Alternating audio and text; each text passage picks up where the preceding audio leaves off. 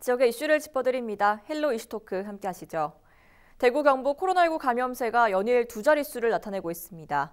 대구는 종교 집단을 중심으로, 경북은 복지시설을 중심으로 한 전파가 이어지고 있고 인접한 지역으로 확산되는 양상까지 보이고 있는데요. 일부 지자체에선 거리 두기 단계를 격상했고 병상과 의료 인력 확보에도 총력을 기울이는 모습입니다. 관련 내용 이 시간 이슈토크에서 짚어보겠습니다. 권기창 안동대 한국문화산업전문대학원 교수, 그리고 조정훈 오마이뉴스 기자와 함께하겠습니다. 두 분 어서 오세요. 네, 안녕하세요. 안녕하십니까? 네, 반갑습니다. 네, 반갑습니다. 이번 시간에도 코로나19 대구 경북 확진자 현황 먼저 살펴보겠습니다. 조 기자께서 정리해 주시죠. 네, 일단 이 코로나 확진자가 대구 경북뿐만 아니라 지금 전국에서 굉장히 많이 늘어나고 있습니다. 네. 지난 13일 날 처음으로 1000명대를 넘어섰지 않습니까? 그리고 그 이후에 7, 8명대를 유지를 했었는데 불과 사흘 만인 16일 0시를 기준으로 했을 때 1000명이 넘어섰습니다. 네. 16일 0시 기준으로 무려 1078명이 발생을 했는데요. 전날인 15일보다 무려 200여 명이 더 늘어났습니다. 지금 이 1078명 중에는 서울을 포함한 수도권이 제일 많은데요. 네. 서울이 378명이고 경기도가 329명입니다. 그리고 인천도 67명이거든요. 이 세 곳을 합치면 무려 774명이 발생을 했습니다. 그리고 대부분은 이제 지역 감염이 많은데 우리 대구 경북을 이제 보면은 대구에 27명이 발생을 했고요. 또 경북에서는 28명이 발생을 했거든요. 네. 경북에서 28명이 발생한 것은 지난 3월 8일 날 발생 이후에 가장 많은 숫자가 발생한 겁니다. 그만큼 우리 지역에서도 지역 감염이 상당히 많이 발생을 하고 있는데요. 앞서 사회자께서 말씀을 하셨다시피 그 종교시설 그리고 복지시설을 통한 감염이 계속해서 늘어나고 있고요. 대구에서도 지금 대구 영신교회 관련 접촉자가 확진이 되는 경우가 계속해서 나오고 있는데 이 외에도 또 다른 종교시설에서도 계속 나오고 있습니다. 그리고 경북에서는 지금 안동에서 8명이 나왔고요. 그리고 구미에서 8명, 그리고 포항에서 4명, 또 경산에서 3명, 영천에서 2명이 나왔습니다. 그리고 경주와 영주, 칠곡에서도 각각 1명씩 나왔는데요. 이렇게 계속해서 나오고 있는데 이제 가장 중요한 것은 우리 시청자들뿐만 아니라 시도민들께서 마스크를 꼭 착용해 주십사 하는 바람입니다. 네, 지금 현황을 좀 간단하게 정리해 봤는데 이 집단 감염 경로를 확인해 보면 대구는 영신교회발 감염, 그리고 경북은 복지시설발 감염이 나타나고 있고 이것이 지속적으로 소규모 연쇄 감염으로 이어지고 있거든요. 네, 그렇습니다. 지난달 말까지만 해도 대구와 경북은 확진자 수가 적어서 정말 안심지역으로 분리되는데 이번 달 들어서 완전히 상황이 달라져 버리는데요. 네. 1일 0시 기준으로 대구에는 11명, 경북에 10명의 확진자가 발생되면서 두 지역 모두가 두 자리 숫자를 기록하고 있고 매일매일 확진자가 지금 발생하고 이러한 상황입니다. 네. 특히 대구 달성군 영신교회에서 집단 감염이 발생했고 13일에는 대구가 28명, 경북이 18명으로 추가가 되었고 14일, 15일에도 두 지역 모두 두 자리 숫자를 계속 기록을 하고 있는 상황입니다. 특히 지금 안동의 경우가 이제 코로나 확산세가 정말 이제 위급한 상황이 되는데요. 네. 안동시에 따르면은 지난 15일에 확진된 추가 확진자들이 모두 기존 확진자들과 동선이 겹치는 연쇄 감염 현상이 일어나는 거죠. 그래서 네. 이 문제 때문에 앞으로 좀 코로나가 심각한 문제로 대두될 것 같은데 결국은 어떤 문제가 있냐면 감염이 됐지만은 증상이 별로 없어요. 네. 또 사실 모르고 있는 거죠. 모르고 있다가 보니까 검체 검사를 빨리 받지 않았었죠. 이렇게 되다 보니까 주변에 자꾸 전파를 시키게 되는데 또 감염에 걸린 그런 사람들도 보면은 복지시설에 종사하는 사람이라든가 네. 또는 경찰관이라든가 또는 또 미용실 업주, 택시 다른 직종이 정말로 다양하게 나타나는 거예요. 그래서 이런 것으로 보아서 앞으로 연쇄 감염이 더욱더 확산되지 않을까 이런 우려가 있는 상황입니다. 네, 좀 심각한 상황이 아닌가 싶은데 때문에 이 두 자릿수 확산세가 이어지면서 사회적 거리 두기를 격상한 지자체들도 있고요. 또 같은 단계라도 강화된 방침을 내놓은 것도 있거든요. 이걸 지역별로 살펴보면 어떻습니까? 예, 그렇습니다. 사실 대구 경북에서는 그다지 이렇게 확진자가 많이 나오지 않았기 때문에 그 2단계 사회적 거리두기 2단계를 시행을 하고 있지만 완화된 2단계를 시행을 하고 있었거든요. 네. 그럼에도 불구하고 최근 들어서 갑자기 그 확진자가 늘어나기 시작을 하면서 지금 일부 지자체에서는 좀 격상시키거나 좀 강화된 사회적 거리두기를 지금 시행을 하고 있습니다. 제가 몇 군데를 좀 설명을 해드리면은요, 네. 16일부터 경주시 안강읍 그리고 그 강동면은 사회적 거리두기를 그 2단계로 강화를 하기로 했는데요. 이곳은 사실 이제 포항시하고 인접한 곳이거든요. 그렇기 때문에 포항에서도 확진자가 계속 나오고 있고 경주에서도 계속 나오고 있기 때문에 좀 더 그 사회적 거리두기를 강화를 해야 되겠다 해서 좀 강화를 하기로 한 것 같습니다. 그리고 안동의 경우에는 지난 14일부터 그 단계를 상당히 좀 높여서 지금 시행을 하고 있습니다. 그래서 안동 같은 경우는 지금 특히 그 굉장히 건강이 취약한 그 노인들이 있는 경로당 같은 경우는 이제 거의 대부분 운영을 중단을 했거든요. 지금 안동에서 경로당이 중단된 그 곳이 무려 580개가 됩니다. 네. 그리고 특히 이제 그 12월 말이 되면서 이제 대학교에서 이제 방학을 하고 이제 고향으로 돌아오는 학생들도 상당히 많지 않습니까? 네. 그래서 이 학생들에게는 이제 어쨌든 지금 사회적 거리두기도 강화를 하고 있고 또 정부에서 그 증상이 발현을 하지 않더라도 검사를 할 수 있도록 했기 때문에 우선 고향을 방문하기 전에 먼저 그 각 지역에 있는 보건소에 있는 선별진료소에 가서 PCR 검사를 먼저 받고 와라 이렇게 좀 권고를 하고 있고요. 네. 또 그 정부에서 지금 그 3단계를 격상을 할지 안 할지를 지금 고심을 하고 있는데 지금 현재 정부의 그 사회적 거리두기 2단계를 좀 설명을 해드리면은요. 네. 우선 그 중앙 그 관리시설 9종 그리고 일반 관리시설 14종에 대해서는 운영을 제한을 합니다. 그리고 유흥시설 특히 유흥주점이라든지 또는 단란주점, 감성주점이나 콜라텍 같은 데는 그 집합 금지 명령을 지금 시행을 하고 있거든요. 네. 여기에 일반 카페 같은 경우에도 그 포장이나 배달만 그 가능하도록 허용이 됩니다. 그리고 음식점 같은 경우도 오후 9시 이후에는 포장 배달만 할 수가 있고요. 네. 음식점에서 식사를 하거나 술을 마시거나 할 수도 없습니다. 또 그 일반 관리시설 14종 가운데는 그 목욕탕이나 영화관, 공연장, 오락실 등이 있는데요. 네. 이곳에서도 그 음식을 섭취해서는 안 되고요. 그리고 또 실내 체육관 시설 같은 경우에도 음식을 섭취해서도 안 되고 저녁 9시 이후에는 운영도 제한을 하게 됩니다. 또 학원도 마찬가지거든요.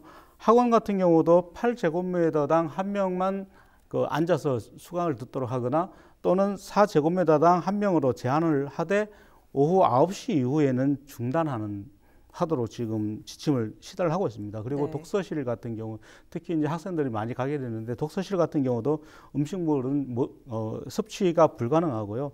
오후 9시 이후에는 그 운영이 중단이 됩니다.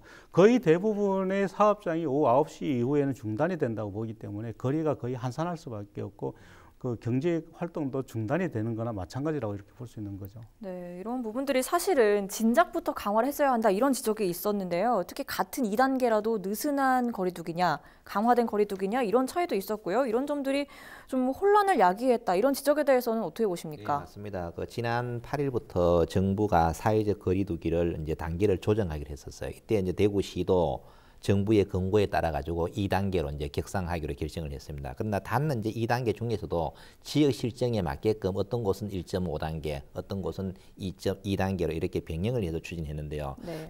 그 당시에는 우리 지역에는 1.5단계 수준 정도밖에 되지 않은데 2단계로 좀 강화 조치를 한 것은 사실입니다. 그럼에도 불구하고 3일이 지난 11일에 달성군 영신교회에서 30여 명이 확진 판정을 받았고 또 주말에도 계속 확진자가 늘어나고 있고 또 수성구 라온 히트니스 센터에서 수영 강습 확진자가 또 6명이 또 발생을 해버렸어요. 네. 이렇게 되다가 보니까 일각에서는 확진자가 적다는 그런 현상만 보고 거리두기를 느슨하게 하는 거 아니었나 이런 지적도 사실 있는 상황입니다. 그러나 네. 어쨌든 지금 대구는 강화된 2단계를 적용을 하고 있는 상황이고 또 최근에 충남 당진의 니은교회 관련해 가지고 확진자가 또 급증했는데 2.5단계로 격상이 됐어요. 또 부산시에서도 28일까지 사회적 거리두기를 2.5단계로 격상하겠다는 조치를 취하고 있기 때문에 우리 대구 경북도 앞으로는 선제적으로 한 단계 높은 조치가 필요하지 않나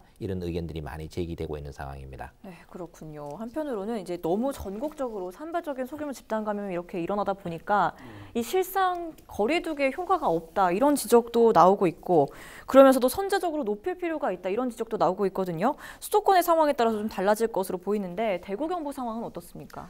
예, 맞습니다. 사실 수도권에서 확진자가 많이 나오긴 하는데 수도권에서만 확진자가 나온다면 수도권만 묶으면 되겠죠. 네. 그런데 수도권의 확진자가 지역으로 내려와서 지역에서 또 연쇄 감염을 일으키거든요. 그래서 지역에서도 확진자가 계속 나오고 있기 때문에 지금 정부에서도 수도권에서 그 사회적 거리두기 3단계로 격상을 할지를 고민을 하고 있는데 그렇게 되면은 지역에서도 2.5단계나 2단계로 격상을 할 수밖에 없습니다. 네. 그렇긴 하지만 어쨌든 이동이 안 된다면은 뭐 지역에서는 좀 완화된 사회적 거리두기를 할 수 있다 하더라도 지금 상황에서는 좀 정부에서 하는 만큼 지역에서도 선제적으로 해야 되지 않느냐 이렇게 보고 있는데요. 네. 사실 그 16일 오전에 정세균 국무총리도 그 중앙재난안전대책본부에서 이런 얘기를 했습니다. 네. 그 상황에 따라서 마지막 수단인 3단계를 지금 검토할 수밖에 없는 상황이다 이렇게 얘기를 했는데요. 네. 그렇지만 이제 무작정 3단계를 단행하기보다는 경제와 민생에 미치는 파급 효과를 감안을 해야 된다 이렇게 얘기를 했습니다. 그러면서 정부는 지금 여러 가지 그 상황을 대비를 해서 3단계로 가기 위한 준비를 하고 있다라고 밝히고 있는데요. 네. 이렇게 된다면은 지역에서도 아무래도 좀 더 강화된 그 단계로 갈 수밖에 없는데 특히 우리 대구 경북 지역 같은 경우는 지난 11일 이후에 계속해서 하루에 2자릿수 이상 계속 나오고 있거든요. 대구에서도 2자릿수, 경북에서도 2자릿수 이상의 확진자가 나오고 있기 때문에 그 여러 가지 측면을 고려를 해서 좀 더 강화하는 방안으로 가야 되지 않느냐 이렇게 보는 거죠. 네, 그렇군요. 이렇게 좀 확진자가 급증하다 보면 확산세를 잡는 것만큼이나 환자가 발생했을 때 제때 치료할 수 있는 시스템도 좀 필요할 텐데 이 병상이라든지 의료진 확보는 어떻게 되고 있습니까? 병상 확보와 관련해서는 대구와 경북이 엄청나게 노력을 많이 해서 다소 좀 여유가 있는 것으로 이제 이야기가 되고 있는데요. 네. 대구의료원이나 동산병원, 경북대병원 등 전담병원을 마련해 두고 있는 대구는 상당히 여유가 있습니다. 그래서 전체 394병상의 이동 가동률은 49%, 또 중환자 병상도 아직 40여 개나 남아 있는 상황입니다. 상당히 여유가 있다는 이야기죠. 네. 또 병상을 추가 확보도 준비를 하고 있는데요. 7곡의 경북대병원의 220실, 또 대구의료원의 150병실을 더 추가 확보하는 걸로 되어 있고요. 또 경북 같은 경우에는 생활치료센터에서 타 지역의 환자들이 많잖아요. 그래서 네. 타 지역의 환자들을 수용하는 이러한 연계 노력도 같이 지금 병행을 하고 있고요. 특히 최근에 경주 동국대 병원에서 음압병상 25실을 추가했고 또 생활치료센터를 재개장하는 등 많은 준비를 하고 있고요. 또 이번 주말이 되면은 안동의료원의 일반 병실을 비워가지고 110병상을 또 마련하게 됩니다. 네. 그러면은 또 포항의료원도 25일까지 157병상을 확보하거든요. 그래서 대구 경북은 병상 확보에 정말 많은 노력을 해서 이와 같은 결과를 낳게 되는데 문제는 병상이 확보되면 추가적으로 의료진이 필요한 거예요. 그렇죠. 근데 지금 의료진 문제가 이제 심각한 이거는 대구 경북만의 문제가 아니고 우리나라 네. 전체의 문제이기 때문에 이 부분에 대해서 어떻게 해야 될지 앞으로 좀 심각한 고민을 해야 되고 하루 빨리 선제적으로 대안을 마련해야 되지 않을까 이런 생각이 듭니다. 네, 의료진 부족에 이어서 또 역학조사관이 부족하다는 지적도 있었는데 이 부분은 또 어떻게 조치가 되고 있나요? 예, 사실 대구나 경북이나 상당히 좀 부족한 편입니다. 그래서 지난 15일이었죠. 권영진 대구시장이 긴급 기자회견을 열고 연말연시 특별 방역 대책을 발표를 하기도 했었는데요. 네. 권 시장은 지금 코로나가 재유행하는 상황에서 즉각 대응팀을 구성을 하는데 좀 더 확대를 하겠다 이렇게 밝히고 있고 또 그 심층 역학조사반을 확대 운영을 하겠다.